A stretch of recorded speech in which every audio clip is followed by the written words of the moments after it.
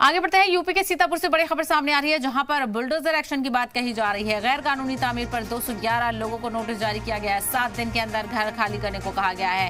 Kashiram colony में bulldozer की तैयारी हो रही है। तो यूपी में योगी आदित्यनाथ का बुलडोजर लगातार कई जगहों पर चलता हुआ नजर आ रहा है और वहीं अब सीतापुर में भी बुलडोजर कार्रवाई देखने को मिलेगी। तो यूपी के सीतापुर में बुलडोजर चलेगा, तैयारियां हो चुकी हैं। गैर कानूनी तामीर पर 221 लोगों को नोटिस चस्पा कर दिया गया है, यानी 221 जगहों की निशानदेही की गई है और इन लोगों को नोटिस चस्पा कर दिया है कि 7 दिन के अंदर घर खाली करें, नहीं तो बुलडोजर कार्रवाई होगी। तो काशीराम कॉलोनी है जहां पर बुलडोजर की तैयारी होगी और ऐसे में लोग हैरान परेशान हैं कि आखिर किस तरह से इन बुलडोजर कार्रवाइयों से बचा जाए और जो तमाम गैर कानूनी कब्जे हैं उन पर इसी तरह से बुलडोजर चलता हुआ नजर आ रहा है।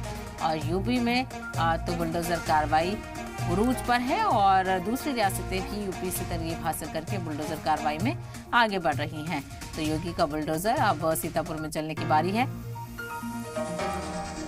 और 7 दिन के अंदर घर खाली करने को कहा गया है।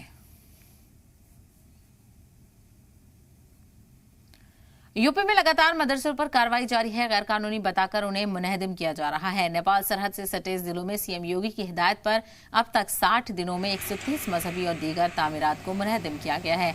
रियासत के 7 सरहदी अजला में ये कार्रवाई हो रही है, जहां अब तक 298 गैर कानूनी तामीरात बताकर नोटिस जारी हुए हैं। श्रावस्ती में सबसे ज्यादा कार्रवाई देखने को मिली है, जहां 159 गैर कानूनी तामीरात बताकर निशानदेही की गई है। 140 सील और 37 कंस्ट्रक्शन मुनहदिम किए गए हैं।